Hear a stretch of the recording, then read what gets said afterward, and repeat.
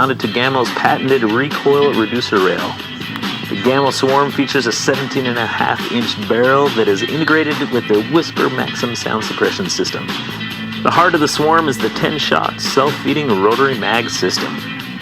So the Swarm is, it's a brake barrel. Right. I mean, it's not doing anything crazy special. We're not going to explain how brake barrels work, gas piston, stuff like that. You guys get that. But the idea is, let's talk about this because that's what makes it different. This unit, that's really where the magic happens. And after spending a little bit of time with it, if I'm another manufacturer, I'm going to put all my worker bees on it and try to figure out how to make my own because this is what makes it fun and different. Yeah, absolutely. I've been shooting this for 2 days now. I've probably put.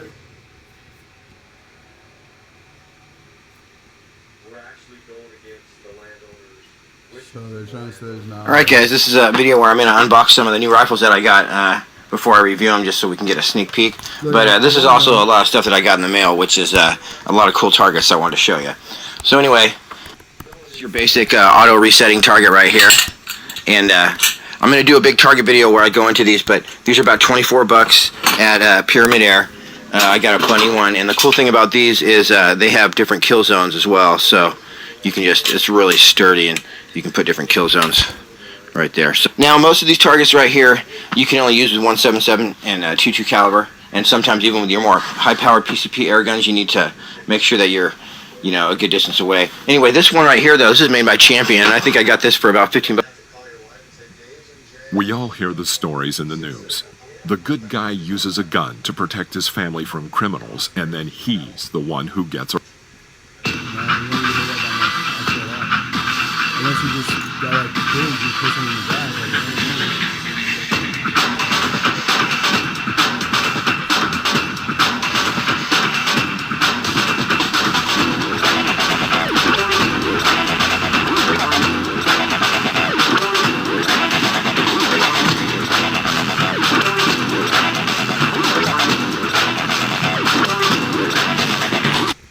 New gun I bought, the Crossman 1077. A lot of people are saying a lot of stupid stuff about guns right now. It's really hard to get bullets, but this is not a thing as my regular Ruger 1022. And there's a reason for that, mainly because it's based off of the Ruger. It has a rotary clip.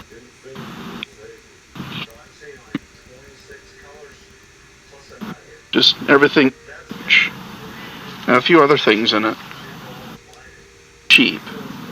Of course, I got $100 and something to gun.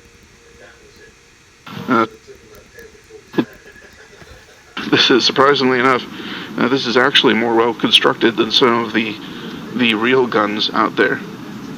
Now, this shoots at 625 FPS. And comes with a variety, as I mentioned, a variety of different kinds of ammo.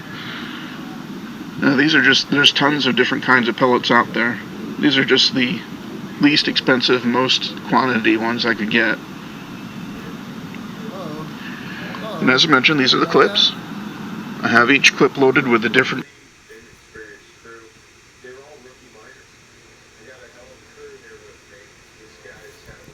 My tabletop review for the 6 Sauer MPX ASP .177 caliber pellet rifle. I'm outside, so you're going to hear birds chirping and all kinds of noises. I'm trying to isolate my voice a little bit by wearing a microphone, but you'll probably still hear all the nature and everything. I pretty much needed to come outside because I don't have enough viewing space inside on my table, so I'm outside. I got a bigger area. I can get my camera up a little higher and get this whole gun in the picture, right? So that's kind of what I wanted to do for you guys. First off, I wanted to thank SIG for providing this rifle for review. I should be getting the P250 and P226 as well, those blowback CO2 177 caliber pistols.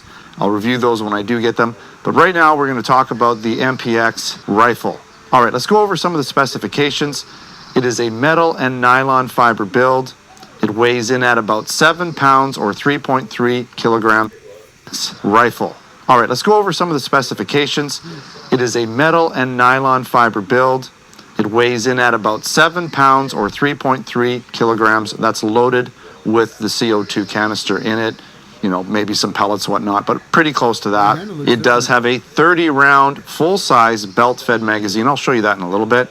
It also shoots in semi-auto only. No, it is not full auto. It has a internal blowback system, but that's primarily for the hammer or firing pin. Basically, when the gun shoots, the blowback will cycle that hammer so that it's ready to be released by the trigger. But the first stage of the trigger action actually indexes the pellet belt-fed magazine. This gun uses 88 or 90 gram CO2 cartridges, those big boys. Again, you'll see it in a bit when I take off the stock. This model has an 8-inch rifled barrel, so the MPX model has the 8-inch rifled steel barrel. The MCX, which has the longer barrel with that sort of mock suppressor on the front, it actually has a 17.7-inch rifled barrel, so much longer, over twice the length. So you're going to get definite FPS improvements with the longer barreled version. That said, here in Canada, sticking with the shorter barrel makes it a little easier for import. The reality is, if I was to import the longer barreled version, I would probably have to have a firearms license to do so. The SIG Sauer MPX has adjustable flip-up front and rear sights and has a claimed FPS of up to 600 FPS. Now again, SIG did send me a little Excel spreadsheet with some of their real-world testing, and in the real-world testing, the MPX got up to about 505 FPS. That's an 8-shot average with 5.25 grain alloy pellets. And to give you an example, the MCX shot the same 5.25 grain pellets at up to 630 FPS. So that longer barrel definitely helps with FPS performance. Now, if you were using a heavier pellet like an 8 grain pellet, a lead pellet, you're going to get about 450 FPS out of the MPX and closer to 550 FPS out of the MCX. Now this gun is designed by SIG Sauer. It is made in Japan, so I don't believe they actually make it in their SIG Sauer factory. I could be wrong, but they have basically designed it, probably worked with an airgun company.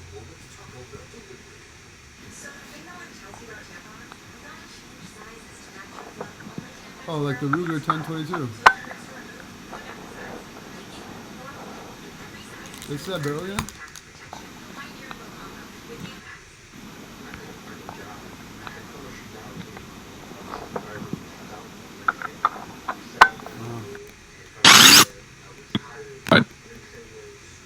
It has a, Oh, say that again? What was that? and you guessed, it's the Crossman Super skinny. Okay. 77. I picked this air gun up on a sale for only 60 bucks Canadian. That's a steal of a deal. Right, let's quickly go over the features. It has a front fiber optic sight, as well as a metal rear fully adjustable sight. The iron sights work great, but I chose to mount my Leapers Bug Buster onto the dovetail rail. My hillbilly eyes need all the help they can get. The gun has a plastic double action only trigger, which does make it quite long and stiff, but once you get used to it, there's no problem popping off shots. The 1077 has a 12-shot rotary magazine. The magazine works flawlessly for me, and I've never had any jams. As with any CO2 airgun, you're going to want to use 1 drop of this Pellegun oil on every 12-gram CO2 cartridge that you put into the gun. This oil will keep the seals healthy and will keep your gun living for a long time. Alright, enough talking, let's get to the accuracy testing. Alright, let's first put a 5-shot group down there and see how she does. It's a little bit windy today, but let's hope it doesn't affect our accuracy too much. Today we're using the 8.6 grain round nose grizzly pellets. I found these inexpensive pellets shoot really awesome.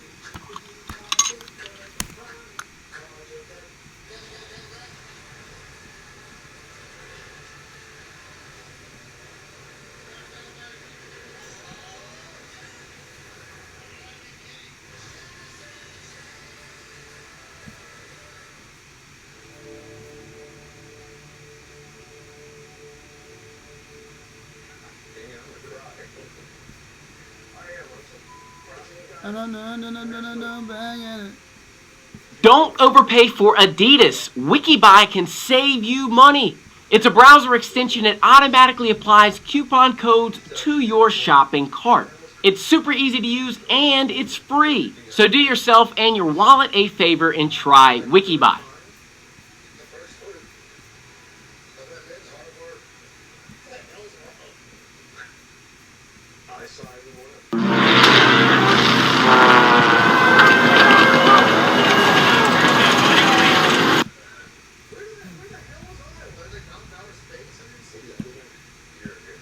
Hey guys, just got myself a Gammo Swarm Maxim 22 caliber 10 shot break barrel rifle. Comes with a 3.940 scope, which is pretty cool. I just read through the instructions. I'm just came right out of the box. I'm going to basically mount the scope on. It's not too hard. It's actually pretty straightforward and simple. The main thing is to basically, make sure the pin is aligned in the back and the dove with the dove rail. Came with an Allen wrench and also a cleaning cloth for the lens, which is fine. That's cool. It just makes I don't have to pull out my tools for it. The rail itself is a suspension rail. Just make sure you follow the safety procedures.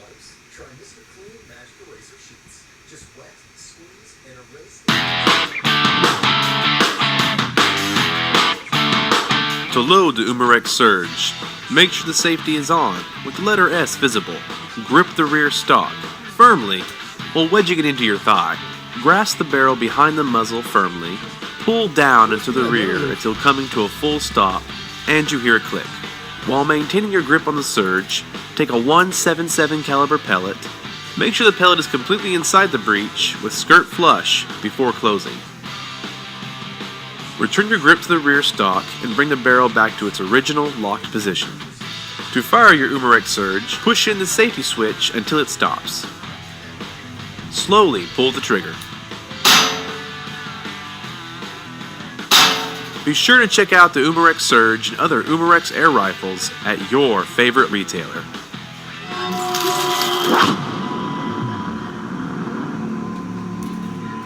Oh, is that right?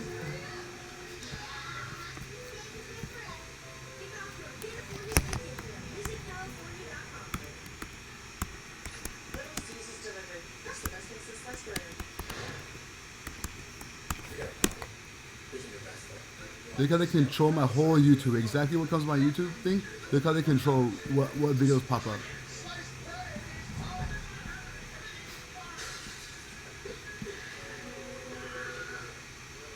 Now one video. Repeater and rotary magazine allow the shooter to fire 10. The gun also gun cylinder.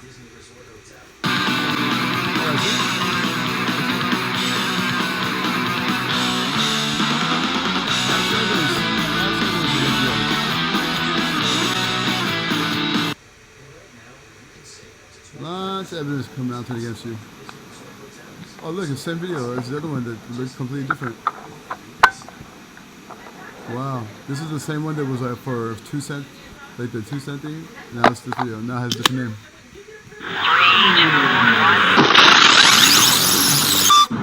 Hey, Creepy Dan here. Thanks for tuning in. As you can see, we're on the road again, heading for the hills. Saying the same thing as the other video. We're taking a quick drive past Canada's deadliest mountain slide. This is Frank Slide. It's nothing but rock and rubble for a long ways. Extreme, huh? System, speed pump, repeater, and rotary magazine.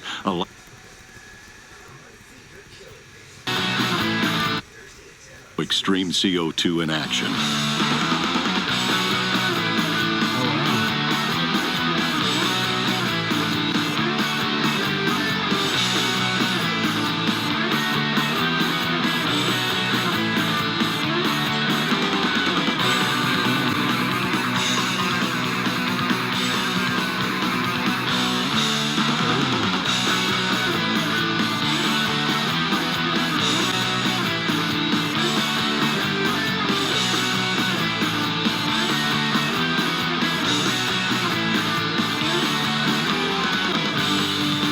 Click the Buy Now button to get this gun along with all the needed ammo and accessories only at airgundepot.com.